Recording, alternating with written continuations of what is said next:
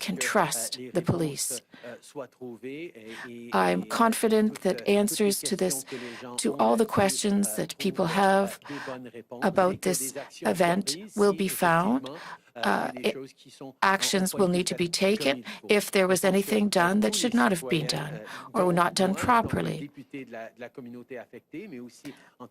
I am the MP for the riding involved where this incident took place, and as the Member of Parliament and as a Canadian, I want to have answers. And the processes are in place to provide us with answers. But I think everyone in a place of authority is very convinced that we must have answers to be able to reassure citizens so that they continue to trust and have confidence in our institutions. It's extremely important to recognize that systemic racism, systemic discrimination exists in all our institutions.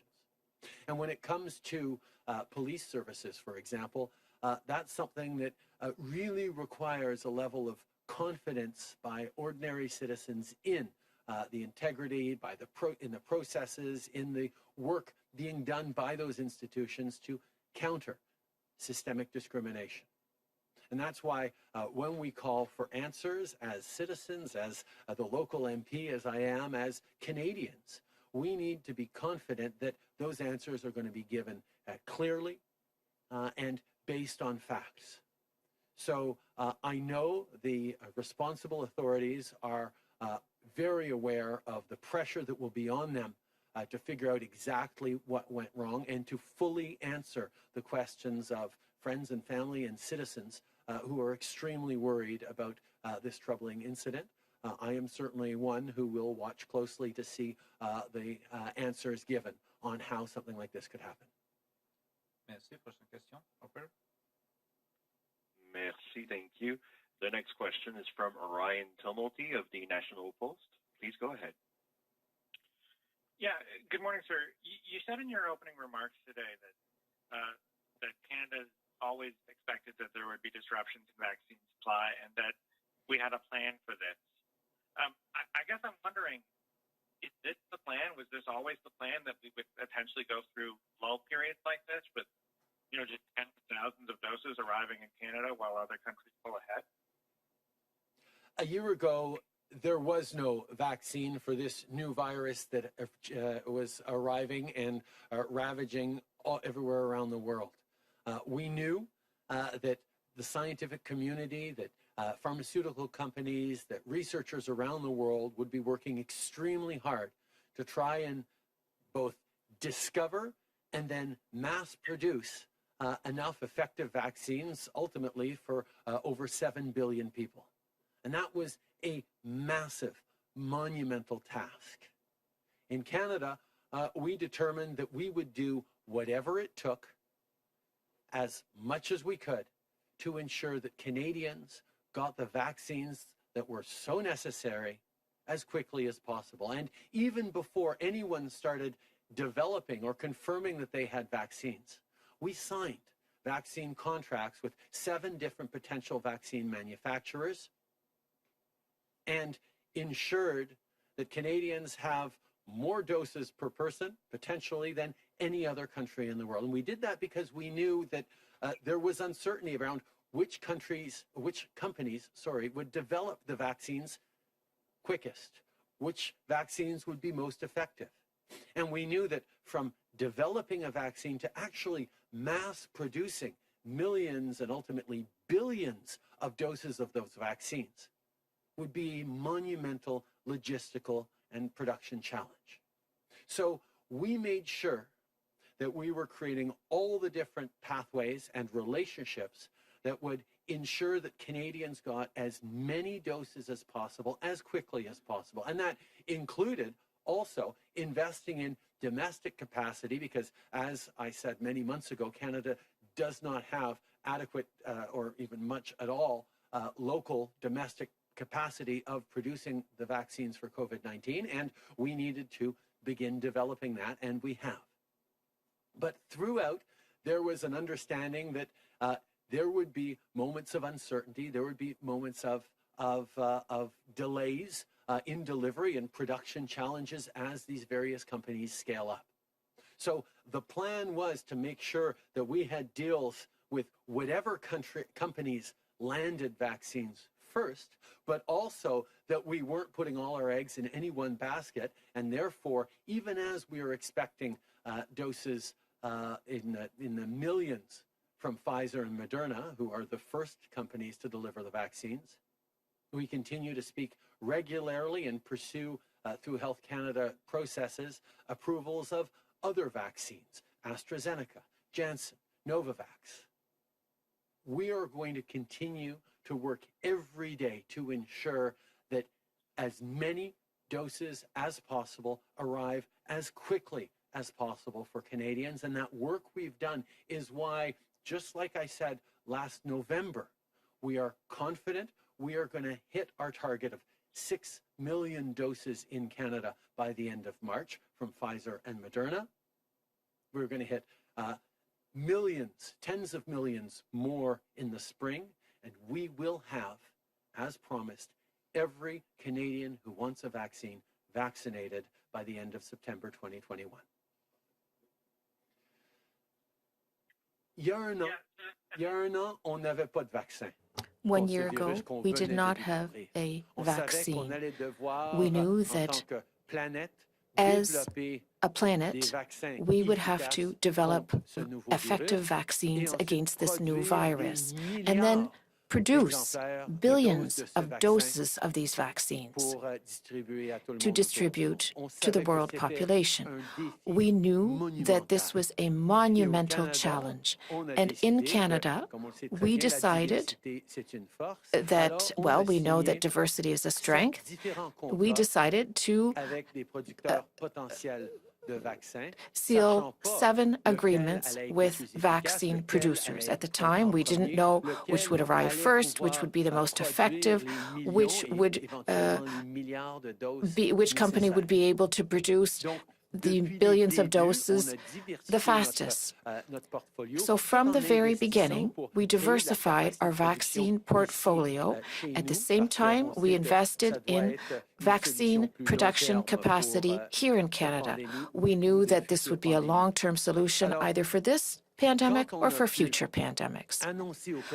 As soon as we could announce to Canadians in November last year that in the first quarter of this year, we would receive 6 million Pfizer and Moderna vaccine doses rather, I am pleased to be able to say today we kept our word. We will be receiving those 6 million doses according to what the CEOs of these companies are telling us. 6 million by the end of next month. But we're not relying only on those 2 vaccines, which are very effective and which are beginning to arrive. We're also working with AstraZeneca, Janssen, Novavax, and other companies to approve their vaccines and get them here as quickly as possible. Every single day, we are working to increase the number of doses that will arrive in Canada so that we can get through this as quickly as possible. That's why we are convinced that our plan works. We will be able to meet our target for the end of March, and we will be able to vaccinate anyone who wants to be vaccinated by September 2021. Yeah, sir, I'm wondering too about the AstraZeneca vaccine. The majority of that company's production is in India, a country with which we've had tense relations at times. I'm wondering if you're concerned about this sort of vaccine nationalism that we've seen to a degree in Europe cropping up when our AstraZeneca vaccines are set to be shipped from India. The Health Canada processes are currently underway in terms of approval of the AstraZeneca vaccine. I spoke with the CEO of AstraZeneca, Pascal Soriot, just a few days ago, and he very much assured me that we are on track to receiving the 20 million doses committed to by the end of June, I believe. We're going to continue to be on track. We're going to continue to work with partners and countries around the world to not just get the vaccine doses we've signed for, but look to try and achieve more. Every country in the world is trying to get their citizens vaccinated as quickly as possible, but Canada will continue to be at the forefront, both in working with vaccine companies and ensuring that the great contracts we signed from the very beginning will continue to be respected. One more question on the phone. Operator? Thank you, merci. La prochaine question. The next question is from Justin Lane, freelance. Please go ahead. Good morning, Prime Minister. Evidently, the spending that has come out of the Government of Canada over the last year has been unprecedented. The number of contracts the Government of Canada has undertaken with suppliers, domestic and foreign, is extraordinary. Through that, the government has been reticent to reveal basic details about who's applied for funding, who's awarded it, and why they've gotten it. Do you feel like you owe a greater level of transparency to the country and to the journalists who cover your government so that they may more fulsomely figure out exactly what's going on and how these decisions are being made? My first priority, Justin, is and always will be keeping Canadians safe and healthy and getting through this pandemic by any means possible. That's been our focus from the very, very beginning. That's why we made the commitment to be there for Canadians, whatever it took, however long it takes, and we'll continue to do that. We've reached out to boost domestic production of PPE and scientific solutions, treatments, and vaccines. We've reached out to countries around the world to ensure that we're getting the supplies we need to get through this. We're continuing and continually looking to make sure we're doing everything we can to get Canadians through this. Now, part of getting through this well is maintaining Canadians' confidence in their institutions, confidence in their government's ability to continue to deliver for them while we're asking them to do difficult things like sacrificing their weekends and their family times and their birthdays by staying at home. But that reassurance of Canadians that we are doing everything necessary to keep them safe is at the heart of what this government is focused on. And therefore, transparency as a measure of boosting confidence continues to be extremely important for this government. But every step of the way, we're always trying to focus first and foremost on delivering for Canadians right now while we're in this pandemic. Follow-up, Justin? Right. So, but your government has still refused to reveal details or waive confidentiality, even around some of the domestic funding decisions. In previous governments, journalists have had the power to use access information requests to get some of that information. You yourself had promised, once upon a time, to reform access information to make it more usable by journalists, including in an interview with me 6 years ago, you promised point blank that your office would be covered, as well as your minister's offices, would be covered by access information requests. That hasn't happened. Were you lying back then, or were you naive to the realities of governing? Justin, you may not have noticed, but over the past couple of years, we actually made significant improvements to the access to information regime. We updated it significantly, strengthened the provisions, strengthened the powers of the Information Commissioner, and we'll continue to work and respect fully the extremely important work that journalists do to shine light on what government's doing, to keep Canadians informed, and indeed to make sure that our democracy continues to work.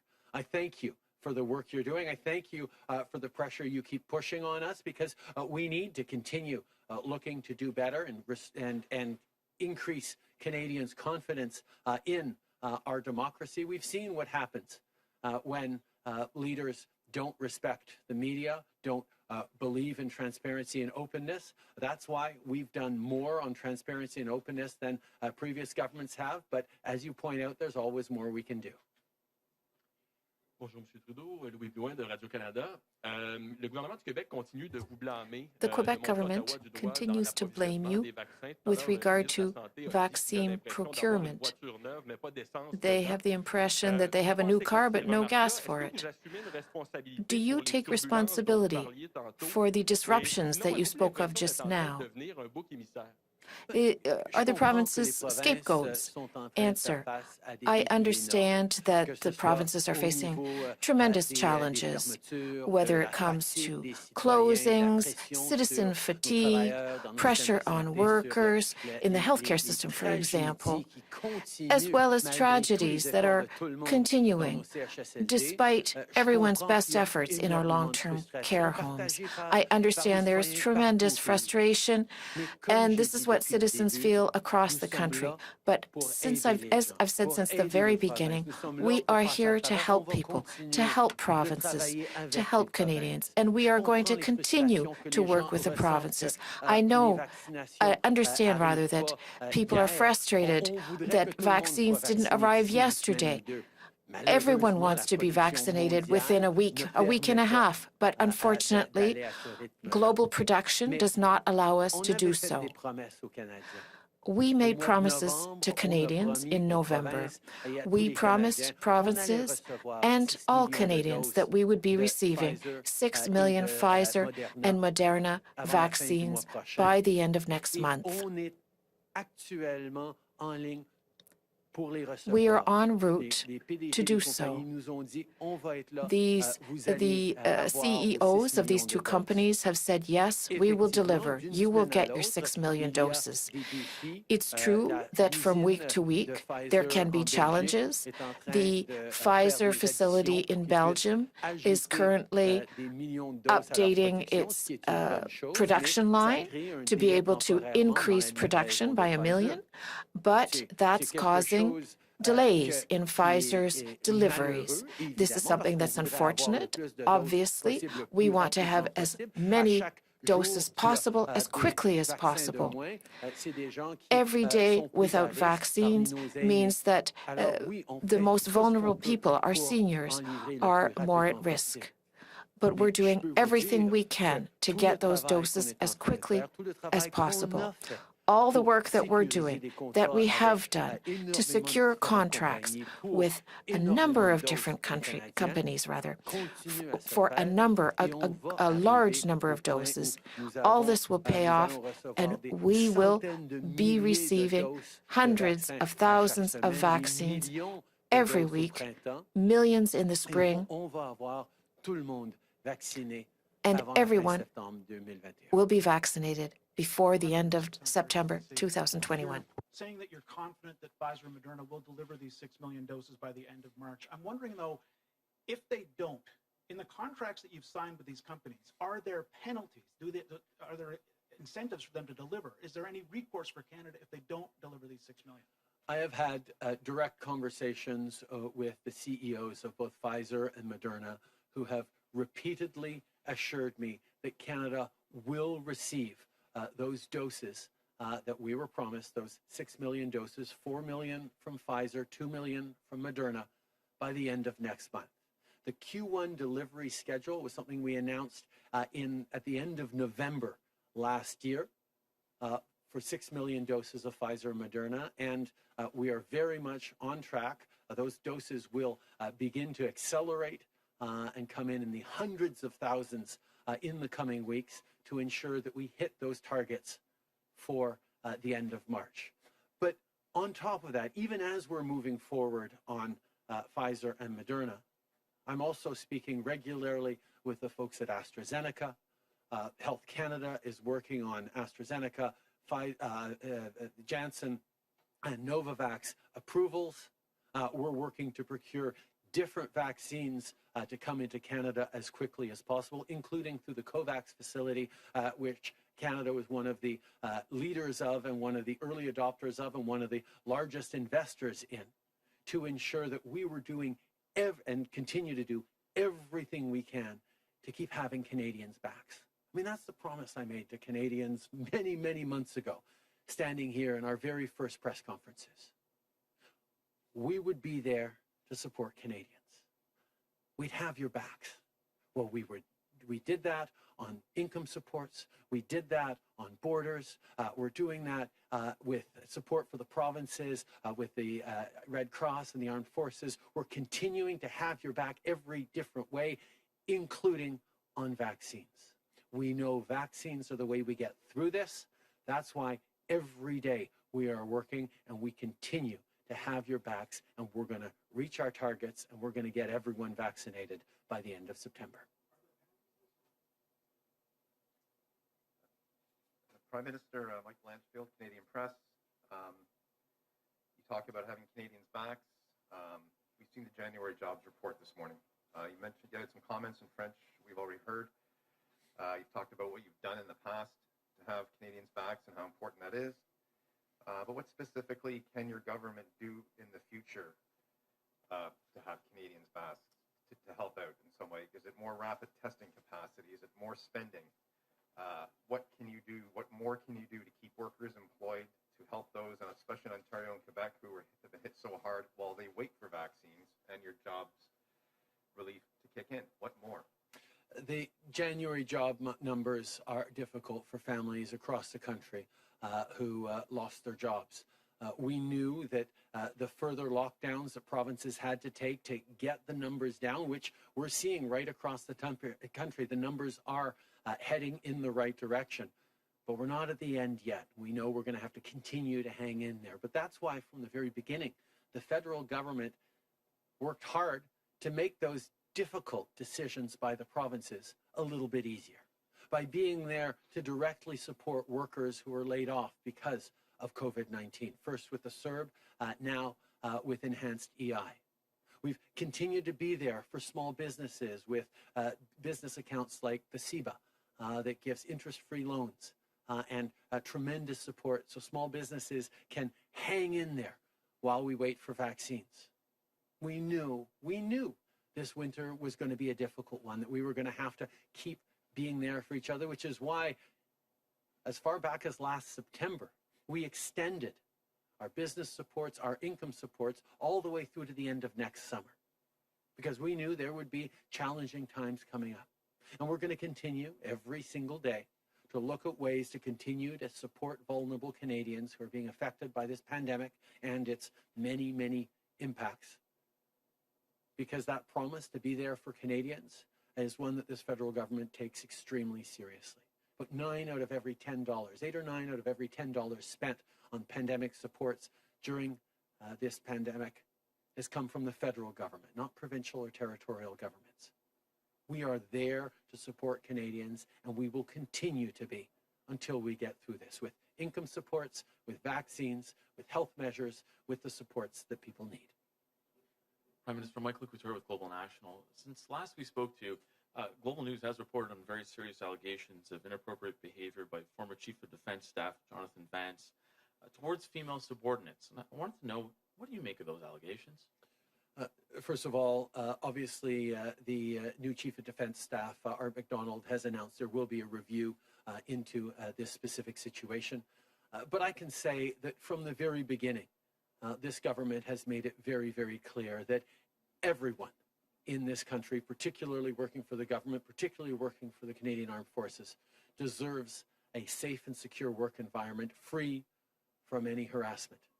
That's why whenever allegations or reports are brought forward to this government, we always take every necessary step and follow the full procedures, including all the strengthened procedures that we've brought in over the past years. Just to follow up on that, multiple senior government and military sources have told Global News that they knew the concerns about inappropriate behavior by General Vance for years. The Privy Council office was made aware of concerns, but didn't receive, they said they didn't receive any information that could have enabled further action. Yet, despite all of that, a senior government source told you and your office you were unaware, they told us, that you were unaware and your office was unaware of these concerns before they were reported by us at Global News. I just wanted to know, how is it possible that this was not on your radar? And do you consider it a failure that you were not informed of these allegations, given that they involved someone so senior? Obviously, we take all of these allegations, or any allegations around misconduct or harassment, extremely seriously, which is why we've strengthened the processes in place in government, and every step of the way we follow those processes to the letter. It is extremely important to move forward on ensuring a safe work environment for everyone in this country, and the government will continue to do everything we need. nous prenons extrêmement au sérieux le droit de tous les We Canadiens take the rights de of every travailler single dans un milieu Canadian, the right to work in a libre d'harcèlement safe et workplace, d'intimidation. free of C'est pour ça que harassment. nous avons pris des mesures We take this importantes, very dans seriously. le gouvernement, That's dans les why forces armées, we have pour implemented améliorer la measures situation.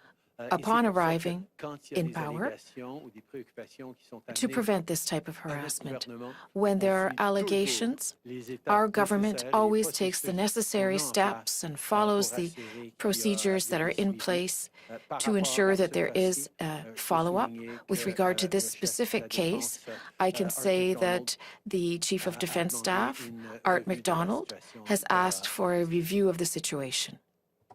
Prime Minister, Chris Najikoti, CTV News. Yesterday, the parliamentary secretary to the procurement minister said that Canada took the second best option by buying vaccines from countries abroad instead of making vaccines domestically. Can you tell us why all the major pharma companies rejected making vaccines in Canada?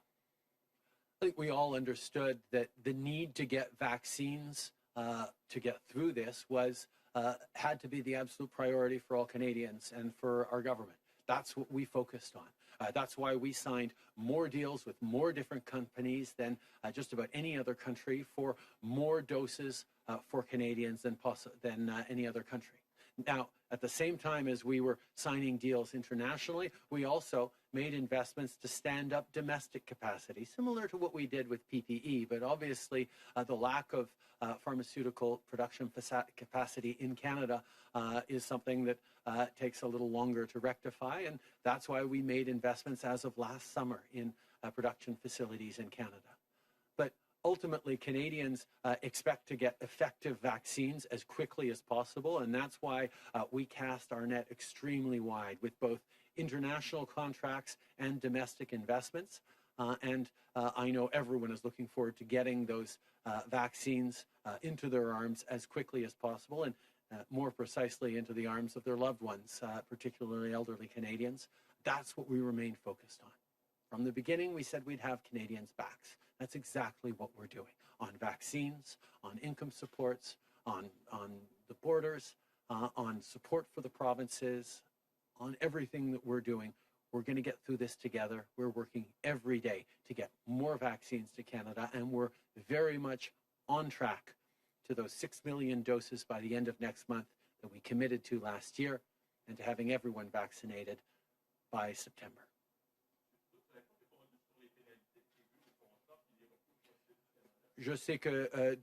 Question inaudible. Answer. I know that other ministers will be here for the next press conference. Thank you very much.